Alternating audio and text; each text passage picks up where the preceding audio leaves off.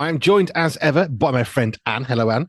Hello. Santé to you. Get to your good health. Indeed. Sante, of course, you're living on Jersey. One of your parents is French. So there's a French English combination thing going on there. I love all these multicultural mixes that we do. It keeps things fresh and dynamic and different. Yeah. Oh, doesn't it just? So we were at Teen Street in the week, and it was amazing to be with people from all over the UK. And of course, it's a Bible college, so you've got folks from all over the world. Now, we didn't really meet many of those people, but some of the staff we did, they are. There was a girl from Germany. Last year we were there. We met someone from Canada. And one of the questions, which might be relevant here, actually, interestingly, I wasn't planning this one, was I was chatting with somebody who is pastoral care for male Bible students. That's basically his full-time job at Cape and Ray Hall. But I Mhm. said to him, how do you cope with not just language barriers, because that's going to be an issue if they've come from Canada and they're with someone from the US? Yes, it's English and this is England, but some of the words are different, some of the phrasing's different, spellings, of course, is different. That's enough. But then you've got cultural differences with folks from South America or South Africa or Germany. They're all got different approaches to life, to living, to laughter. Mm. How do you get all that? And he basically said, we worked really hard. We worked really, really hard to get them to embrace different cultures, but that can be quite hard, can't it? Oh, it can. Oh, absolutely. And it's interesting because I went to an international college when I was 16.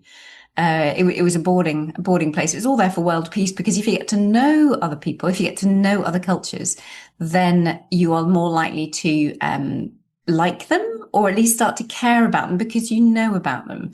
And then you can start to appreciate the differences. The thing is, there were certain things that were just reinforced about stereotypes rather than anything else. But it was really lovely. I mean, it absolutely brought us all together from around the world because you shared experiences together and you lived life and you helped each other out. And it was nothing about, yeah, we were just humans together. It's good.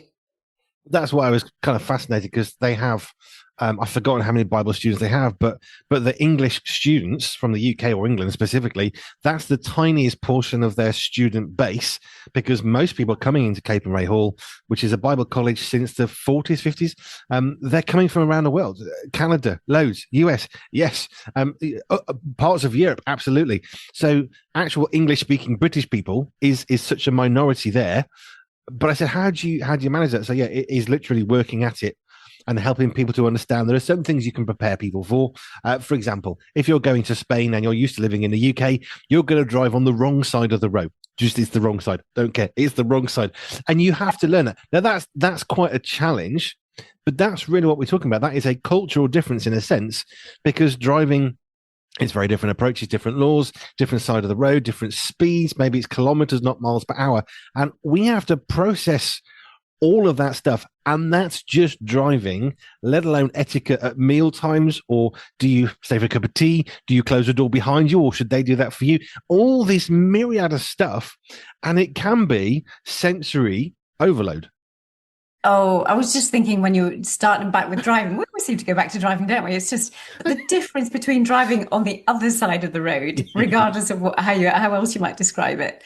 The spatial awareness, the coordination, all the motor memories that you've got, and this is how if you've actually got a stick shift, I think, isn't it called over there? Like, your gear stick. It's even doing that with the opposite hand, like even moving it up and down if you're in an automatic or whatever, it's very different because you've got the entrainment in your body. Your muscles have remembered exactly what you need to do and when you need to do it and how you judge everything. But that's it, everything flips over because it's swapped because you turn, you turn the wheel in the same way, but you kind of like everything is, yeah, it's all flipped all over the place. It's a real mayhem for those with sensory processing issues with sensory-based motor issues who find it difficult enough to coordinate and to get driving down anyway. I mean, I've worked with quite a few of our adults who've really struggled with driving because of the complexities of all the steps and the organizing and the sequencing and the muscle tone and the strength and all of the coordination that goes into driving, or at least passing a driving test. And it's tough. It's really hard. One thing that I picked up in Spain, so this is what, 2004, 2000. No, 2001. It's a long time ago. It's nearly a quarter century. The one thing I learned to do then, which I have never stopped doing since, is you grow up in the UK, you know that if you're crossing onto a road, the chances are the cars are going to be coming from your right. Okay, because that's if you're crossing a road. In the UK, we drive on the left-hand side of the road, basically. So you know to look to the right before you cross the road. When I'd driven in Spain, and I still do this today, I look both ways. Every single time I cross a road. I don't know what people are thinking about me doing so because you're supposed to look to the right, but you know what? I look both ways. Why? Because people make mistakes. Because we've got these stupid laws where you can cycle on the wrong side of the road sometimes in the UK. I don't know who thought that was sensible. So actually, looking both ways now, I'm actually doing better than I would have done, look a little bit less like a madman, because we've got cars and bikes all over the place. But actually, that's a little trick I learned in Spain because I thought, well, if I'm going to look right, I could get run over because now the cars are on the opposite side of the road. So I'm going to look both ways every time. And I never stopped doing it. And now it actually makes even more sense in an environment with e-bikes and scooters. Yes, they're illegal, but they are there. So looking both ways is actually quite sensible. Yeah, it's a tiny little thing, but it's those muscle, using vestibular, using the muscles, remembering one way, not the other way, and overriding. It's become automatic for you, but that's what we're trying to do when it comes to sensory health principles and practices, so that it becomes automatic, so that it doesn't take up any extra effort to think about doing things well. So for you, it's great. It was ingrained. Probably then you needed to learn because it's like that's quite a life and death situation. So you kind of remember those things kind of. But for it to continue, now it's that second nature. And that's what I'm always hoping that folks get to that point where it's automatic, it's second nature. They don't think about it, but they're practices that will do them very well in all areas of life. Just sticking on this topic just for a moment, I know that I learned to look left and right because it makes sense.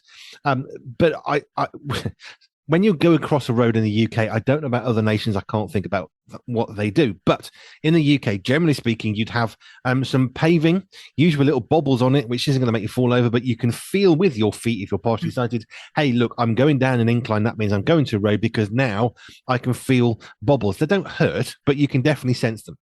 So it's a physical clue that something is changing because now it's not on smooth concrete. Now it's actually bobbled concrete effectively.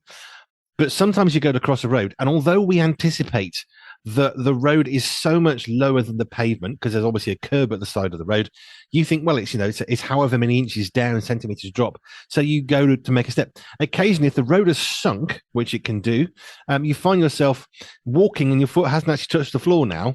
And now you're looking like an idiot trying to cross a road thinking, I've just stumbled, what's wrong with me? And it's not because there's anything wrong with you or you've got a problem with your sensory processing. Actually, it's because the road's the wrong height.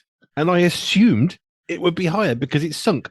Yes, and that is like all that automatic stuff that we go about our daily lives expecting the curb to have a certain drop, expecting this, that, and the other. And all of a sudden, when we're not paying attention or we don't realize because we don't think to think about these things because it should typically be there. But you give a change like that, and all of a sudden the brain's like, oh, it has automatically moved the body in the position just to land so gracefully on your foot. And then it's not there. And then it's not the most embarrassing situations. It's like, oh, I'm fine. Yes. But, in that scenario, the gracious method with which we transit from the curb to the road, it's not gracious anymore. No. Right. Now, I had a thought off a chat we were just having before we came on about boating, seas, all that kind of stuff. Sensory healthy boating.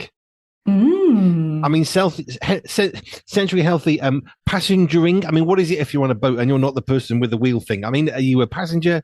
Are you? I don't know what the right word is for that. I suppose it's a passenger, isn't it? You're being transported.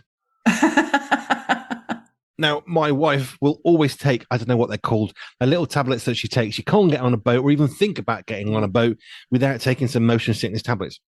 They come with lots of health warnings. Check with your GP if you're not sure if you can take one or not. But the point of that is to try and help you on a boat. Now, here's what I wanted to start with.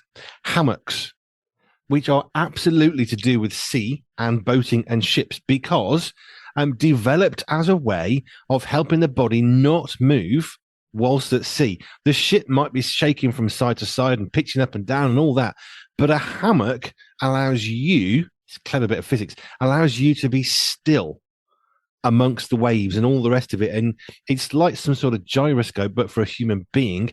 And because you're still, now you can sleep and you're not throwing up everywhere.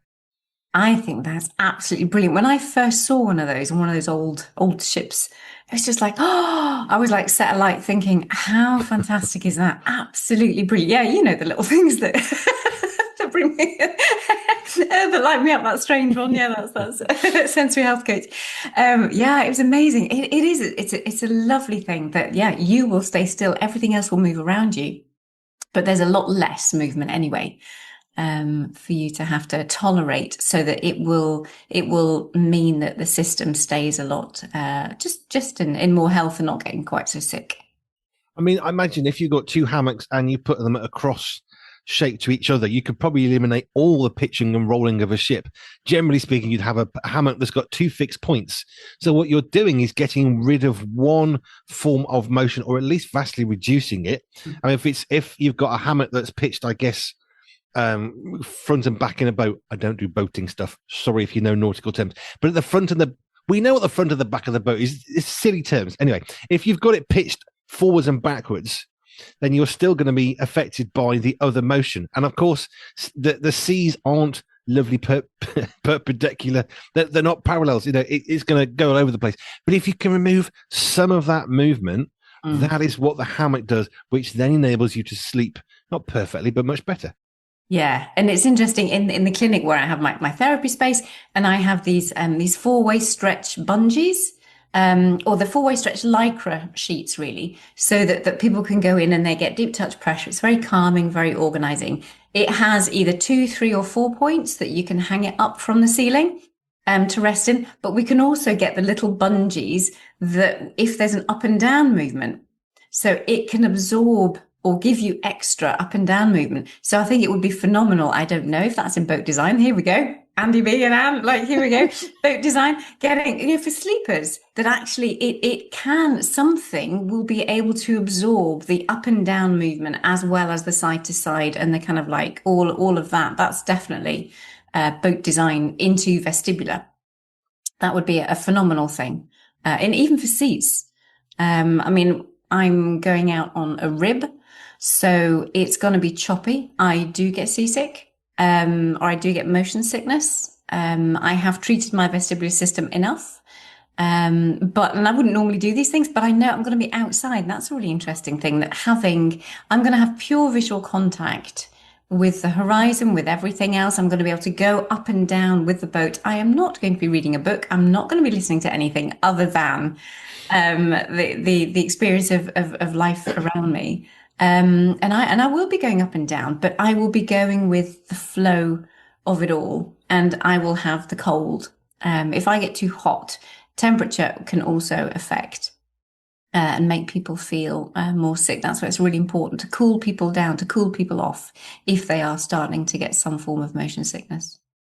Not quite related. I'll come back in a minute, but I remember as a lorry driver, whoever had the truck before me loved to have it hot. It was their regular truck. And when I got in to drive it, I don't think the transport manager was happy when I said I refuse to drive this vehicle because I can't turn the heater off.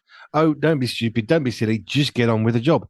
No, because if I'm driving at night, as it was, with the heater on full blast because they'd set it up that way, why or how, who knows, I'm going to be asleep and be dead.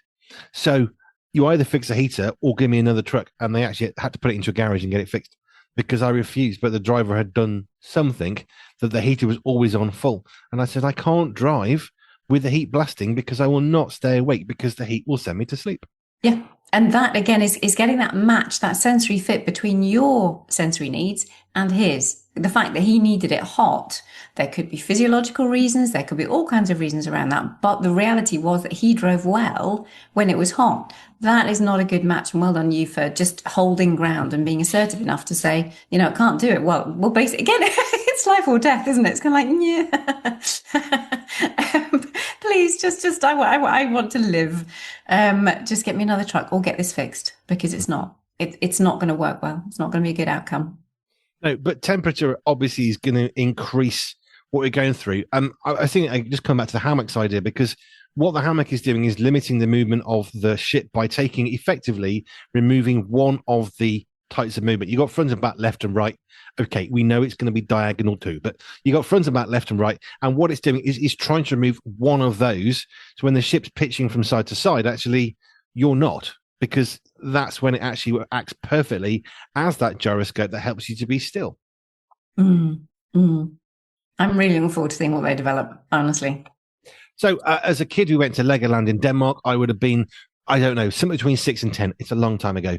What I do remember is thinking, have we not got better designs in ships? Because all the cabins, there's a bed. Okay, great. You're over there overnight. It's fine. It wasn't a fast ferry. It was like Harwich, I think, southeast of England across to Denmark. So it was a long passage. But I remember lying in the bed thinking, this is the best we've got in the 21st century, is a much bigger slat. So when the boat slams me to one side, I'm either going to hit the wall, or the wall is, the middle of the cabin's got a big piece of wood. So I can't roll out the bed. And I remember thinking back then, could we not do better? I didn't really think about hammocks in ships, 16th, 17th, 18th, 19th century. And here we are, 21st century. We still have fixed beds in boats where you are the bit that has to move. It's bizarre, isn't it? And it doesn't, if you think of all the investment in things, you actually don't need to construct beds. You don't need to build these things. You still need bed sheets, but basically your bed sheet can be your hammock. And you do stack them. I mean, we've seen pictures of how it used to be, where they would be stacked and you have different heights, and you can still fit the same number of people in there, but it gives you a lot more space because you can actually take down the hooks, you can take down the things during the day. So if you want to be in there and you're walking around, you've got more space. It's a very usable space, plus it helps too. And if you are fully supported, there is an issue for some people, I understand, if they're not flat, but the brain can still go to sleep if the full body is supported. And if there's enough backwards tilt in the vestibular system, then most people can actually go to sleep with that. Some people struggle sleeping upright, even if they're supported, unless they're really tired. But if we can just tilt the head back enough, which is what a hammock does, then you should still be able to relax into that. Your full body is supported, so your brain can switch off. It doesn't need to hold your muscles up. It's there, fully supported, and you can go to sleep.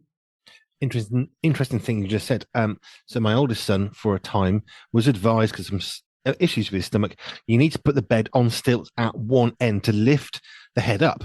Now, I think I lifted the head by maybe 8 inches or something. I got some blocks of wood and made him some stilts for his bed. So it was to try and help the acid in the stomach or something. The problem was he struggled to sleep, and all the way through the night, he was trying to get back up the bed because, of course, gravity then pulls him down. So did it help? Well, his sleep was rubbish. He woke up not happy. Did it help the acid? Not really. It could have done, I guess.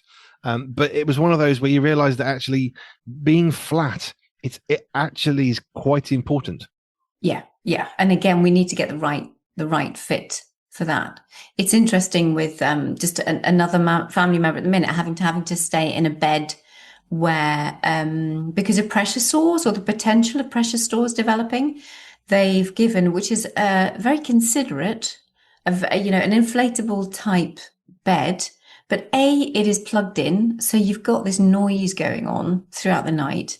And also it's going back to that water bed, those mattresses that are just inflatable. So it moves every time that she moves in bed at night. And it's just like, I'm really not sure.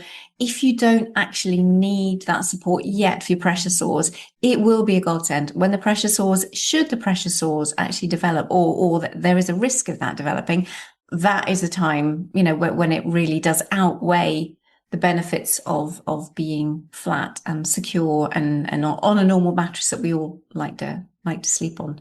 But yeah, affecting noise and movement that sensitively is not good for sleep. Come back to boats, sleeping in particular, which I don't know why we went down the hammock route, but it's in my head. But we often think, don't we, of hammocks in the garden. Yeah, we'll have a hammock, we'll just lie in the breeze, and that's great. But hammocks really were invented for ships to prevent the sailors from throwing up everywhere, being weak and unable to do their job. How would smell affect that? And the other thing I was thinking was, if you actually remove one of the movements, because it's fixing 2 points, therefore you're only going to get rid of half of the potential movement. Mm-hmm. How much would removing half that movement affect negatively from a sensory perspective, because now you're not thrown up because it'll be a bit smoother and all the rest of it. But then how much is that actually going to negatively affect your brain's thinking, why are we not moving in this way anymore? I don't think. Well, you're saying that if you were sleeping in something that had 2 points, so you're thinking that it might negatively, affect you because your brain might be thinking it ought to be doing something else. Well, that's the question, because if I'm lying on a normal mattress on a bed, it doesn't move anyway. Okay, it's a nice fixed solid point. If you are shaking it from front to back, left and right, obviously it's going to be pitching and yawing, and it'll be all over the place. That's a ship. Hence the hammock, because they're removing. I think they usually went from the middle out, didn't they, for the hammocks rather than front and back. But the point is, you're removing some of the movement, which will help you to sleep because now you're moving less. But I just wonder where the sensory perspective might be on something negative from your brain knowing that it's moving, but you're only now getting 50% kind of the movement of the ship. I can understand that thought process. I think for most, because we're ending up with a calming situation, the brain isn't wanting to look out for that stimulation. It's not like it's on a roller coaster seeking that movement. The movement is just there. So it's not wanting something that it's not getting. The lack of movement or taking out that one element, I think, would enable just the brain to calm more and relax into it, because there's enough of lots of other sensations still going on. All the noise would still be there. There'd still be plenty of tactile. It's not as if you're taking away all stimulation, which is not good. That would be a weird one too. So would it be worse if you were lying in your hammock with your eyes open awake? Would that be more of a problem? Because now you can definitely see the ship doing all sorts of weird things. Would that be a problem? Because if you're asleep, I can imagine that it's less bad than it was, therefore it's better on balance. But if you're lying in your hammock and you're awake and the ship's tossing and turning, would that screw your brain a bit? Yeah, it could do. Yeah, it'd be interesting to see what the patterns were, if anybody like diaries were written of, but I think most people would have gone into their hammocks to sleep. I'm not a historian. No, I know. It's just like, oh, I need my boy. I have a historian in my household. It's just like, oh, where are you when I need you? Okay, let's move back to boating, ships. I mean, when is a boat a ship? I don't know. The thing that goes in the water that doesn't sink, that one. So you're on your boat. Now, when we're going to Denmark, obviously we're going across the North Sea. Yes, that bit. Anyway, I'm really not into boats. Can you tell? And there was quite severe pitching at one point, and a lot of people were getting very, very sick. I never had that. I had the sensation of being sick, but to be honest, I'd eat something and I felt great. So I didn't really care because it didn't bother me. But a lot of people would feel very, very queasy. Now, I know there's going to be some physical differences from person A and person B, but why is it I was able to cope with that? I mean, I remember on one crossing across the English Channel coming back from France on a school trip, even the people who were actually paid to be on the boat were throwing up. And there was a couple of us who were like, what's the problem? It just didn't bother us. And I don't seem to have ever lost that. I think that was brilliant. And there is a definite job for you in the future, should you decide that radio is not your thing or you want to change. We talk about thresholds in the world of sensory processing and integration, and hitting neurological thresholds. There comes a point, say for example, when there is that movement over time. Most people could probably cope for the first few minutes, maybe 5, 10, 15 minutes before people start to feel ill.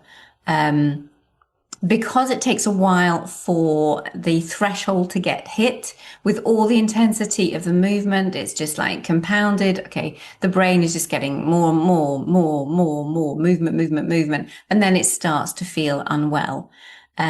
Your threshold in the vestibular system is probably much higher.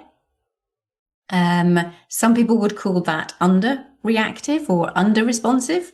It might be only to certain movements. Other movements you wouldn't, it depends on which vestibular receptor is particularly being hit in the motion of boats, or what combination of vestibular receptors are being hit with the motion of boats. So I'm not saying that you might be fine with all vestibular movement. You might be, but it could just be this particular combination of movements, which for you is absolutely fine because of the way that your brain processes vestibular information. But it's likely to be an under-reactive, under-responsive vestibular system, or another way of describing it is a high threshold, a neurological threshold. You need a lot of input in order to get that kind of typical vestibular reaction of then feeling sick or ill.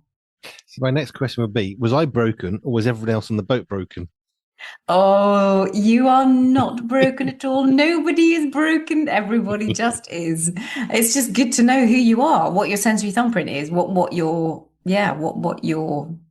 needs are, and how you thrive best. So we were transiting from Jersey to the UK on a boat, and there's a point at which it gets very. I'm guessing the waves grow larger because I was imagining that the channels got deeper quite suddenly, and it's okay. It's a bit of pitch and roll and all that, and then all of a sudden, you can feel the boat really starting to lurch and all the rest of it. And I was okay. Joe was less okay. But I found if I could see the horizon, I thought, well, will it help or not help? And it sort of helped a bit, but I wasn't really struggling anyway. But how does what we see impact our motion sickness? Would we be better to go somewhere where we can't see anything, or would we ordinarily be better to make sure we can see the sea? Yeah, that is a personalized. I think all of those things are worth trying. It would be a personalized approach of either just take out visual, shut those eyes, just let the vestibular system sense what's going on and just relax. Try not to tense anything. Let your body just go with the movement of where it's at. Other than that, you can use vision. It's what's nice about looking out at a fixed point is that you still have your peripheral vision that is telling you what's happening. So that's why you don't have that conflict between your vision and your vestibular system. So you've got a point in that is stable. That's where the horizon comes into things. You've got a point that's stable in the distance, but your eyes are still picking up. It can still tell that the boat is moving. It can still pick up everything else, even though you are focused with your central vision on a point in the distance. So we don't have any conflict, but it is helping to give some stability to your system by focusing on a specific point. So it will slightly dampen down the impact of your vestibular system. And again, depending on how strongly your visual nerves, that processing from your vision is, how strong your vestibular processing is, it depends on that combination as to how much that will help you or not. I guess for some people, they're never going to adjust to working on a ship because they will never be able to overwhelm their own body. There's always going to be any sort of a job. You get used to certain things. Yeah. And I guess being on a ship is no different because you're going to grow. At some point, if you're on a plane, you get used to the thrill of the acceleration and, the bumps that happen. You're not so freaked because you now know what the noises are. But on a ship, it's going to be the same basic principle. And there is going to be a point at which you have to think, I'm always going to be throwing up. This really can't be my job. Yes, I think so. And that's the difference between those who get their sea legs and those who don't. But that is hard when your brain gets used to, if you've been on a ship for a season and then you come home onto dry land and it's really bizarre, very disconcerting because your brain is anticipating and moving without you thinking. It's all gone subconscious. It's all gone automatic, that you naturally adapt and that your brain has been processing this movement all the time and expects it to be there. And then you come back to dry land and it's really solid. It doesn't move at all. And your brain's like, ooh, this is a bit weird. So yeah, things we need to do for sailors too, coming back onto dry land. I hadn't thought about that. So we would have to then help people readjust to not being in a topsy-turvy place. Yeah. I just assumed that would be like, off you go. It's all good now. Nope. Okay, explain that one because my brain can't compute that one at all. Surely if you're not moving now, it should be easier. Yeah. It's just because our brain has habituated. Our brain has got used to that movement and has embraced it as the new norm. That's what it is. When you've been weeks, if not months, out on ship, and you come back in. Be interesting to chat to the submariners as well and actually find out that difference in gravity. Same way with the astronauts. The astronauts come back from space. It's all linked in with the vestibular system. What happens out of space? What happens under the water? Although things are pressurized under the water, so that helps. But again, it's still a different experience. Being on the water, you are constantly dealing with that movement and your brain is constantly processing it. So yeah, it's going from a high stimulating environment into nothing.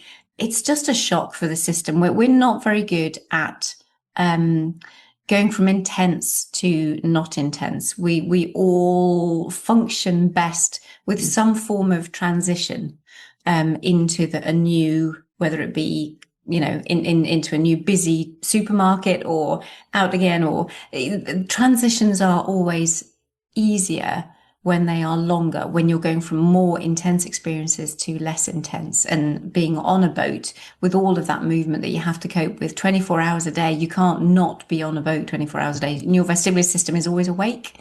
It is always processing that information and then succumbing when there is very little, if you are then on ground and on a flat bed that doesn't move. It's a shock to the system, that's all. Could it might be really silly and far-fetched. Is it possible that you could get off a boat, get onto dry land and fall over because your body can't cope with the fact it's not moving? Yeah. Wow. That would be quite extreme, but yes, absolutely. Yeah. Righty-ho. Okay. This is why I don't work on boats, because I think I would adjust quite well and forget everything isn't moving and try and adjust for stuff that's still. I think if you're on a cruise ship, I don't think you would, because they've dampened down. They've got those dampeners within the boats. So some of the boats, obviously, that would be very strange. And you'd think, oh yeah, no, they've picked up a sickness somewhere along the way. But for other boats, for the little boats, yeah. Righty-ho. So as we continue our series of sensory healthy things, we're looking at sensory healthy ships, boats, sailing, passengering, hammocking. I don't know. As ever, how do you best prepare for going on a ship when it's 5 hours of crossing, it could get choppy and rough? It's a big ship, but you know what? It's still a big ship in a bigger ocean. Therefore, to prepare. Now, we've mentioned some of the motion sickness pills. See your doctor if you're not sure if you can take them or not. But from a sensory healthy perspective, you've got seawater, you've got water, you've got movement, all this, the noise, the engines are sort of driving away, very low frequency. How do you best prepare and then best recover from a cross-country ship? Mm-hmm. Let's get all the senses involved where possible. I do think being outside where possible is really helpful, because that your brain can only absorb so many sensations at once. And that's where the tactile system can really come into its own. So if you go out on deck for when you're allowed to, you can see what's going on. You can hear what's going on. Expose your skin. Take off, don't unless it's particularly wet and soggy and absolutely freezing. Take off any layers. And get the cool, get all the sensations that will come, that your skin will pick up, that will dampen down other areas of basically the vestibular system is what we want to help as much as possible. So it's using sights, use smells, find if there are certain smells that you like to take with you and either have a spray or stick it on your handkerchief. And you can use that to help calm you. Chewing things, certain textures, fragrances, have an explore, Google the kind of chewy things that might help you and the certain tastes that might help you with that too. And you may find that the auditory system can help if you play certain music that particularly helps you, whether that be, fast and beaty, get Pure 247 radio on and take it out there. Or sometimes that will make things worse because you've got that clash between what's going on auditory and vestibular, but it depends on your system. It may be something that will really help you. So see where you can use vision, smells, sights, sounds, your tactile system, and physically, perhaps even do like walk in a way that you are like walking on the spot looking at the horizon. Not necessarily. Walking through a boat is not the best because you've got a lot of you can't anticipate what the boat is going to do if you are walking on the boat. But if you are standing out on deck or if you're standing up in a boat, you can anticipate a lot more. You can get some muscle work into your system without it being as disruptive as trying to actually walk through a boat, which I wouldn't recommend. Actually, I would get to a place, stay in that place, or get outside where you can for as long as you can, to help use the other senses to help you cope. And then you've done your passage on a ship and you come home, you've docked, you've got off the ferry, whatever. How do you then resettle? Because I mean, if you're driving a car, you've already got yourself in a situation which is different. You're now in a vehicle. If you're on a cruise ship, that's not going to happen. You're just got your legs and off you go. So there's different ways of coming off the ship. I know, for example, the Isle of Wight, you can actually cross there as somebody with a car, or you can cross as just a passenger. So you walk onto the ship and you walk off the ship at the other end. So there's different ferries, but even that, there's going to be different ways. Because once you're out in a car, I suppose if you're driving, it's probably easier because now you're focusing. So any negatives are probably going to be subdued. Yeah, subdued. But you probably would notice, like going to sleep that night, your brain, you would still feel as though you're moving. So it's continuing to do exercise, continuing to give yourself tactile input, continuing to chew. The vestibular system, things normally stay in your vestibular system about 24 to 48 hours if you're really sensitive. So you can be sick. You can have a delayed reaction. You can be sick 2 days after you've got off a boat. That's the most extreme. Yeah. Okay. So, but normally, yeah. So we do have to watch in therapy. We really have to watch when we're doing things with the vestibular system because it has there is a delayed reaction to all of this because of the way that the brain processes information. So do look after yourself. For most people, I would say for 12 to 24 hours after you get off a boat and do things to settle your vestibular system. I didn't know that was going to be as interesting as it was. I thought it'd be interesting, but that's even more fascinating because I didn't realize there was going to be an after effect. I thought it was just like coping while you were on the boat, but I didn't consider the fact you could fall over when you get off the ship. I know that's rare, but it's possible. And chucking up 2 days later, we would be, I'm ill. Not necessarily. No, we see it often. Well, when we're very careful when we're in therapy, working with systems, but some people are just really that sensitive. You'd be on the other side of our vestibular spectrum, but there are some people who absolutely are that sensitive, and that's where it's really important that we ask people to get back to us. Okay, we've done a treatment session, but it's just like, no, you need to let us know. Does it affect their sleep? Can they not sleep that night? So we know that we then need to pare back the way that we are treating their systems, because we have to be so sensitive because it's a really, really sensitive system. I've really enjoyed sensory healthy shipping, boating, passengering, I don't know, ferrying, whatever the right phrase is. If you're into the oceany stuff, I'm really sorry. It's not my forte, or Anne's, I think, possibly. So one thing just to finish. I said, am I broken because I wasn't reacting to everybody else? And you very lovely said, no, you're not broken. You just need to know you. Mm-hmm. But how often do we think we're broken? Actually, we're not broken. We're just not like everybody else. Yeah. We've got to find out who we are, how we are, own who we are, but also help. Don't just accept and think, right, that's it. But there is a way of helping life be a little bit easier should some things be getting in the way of life and it's stopping you doing the things you want to do.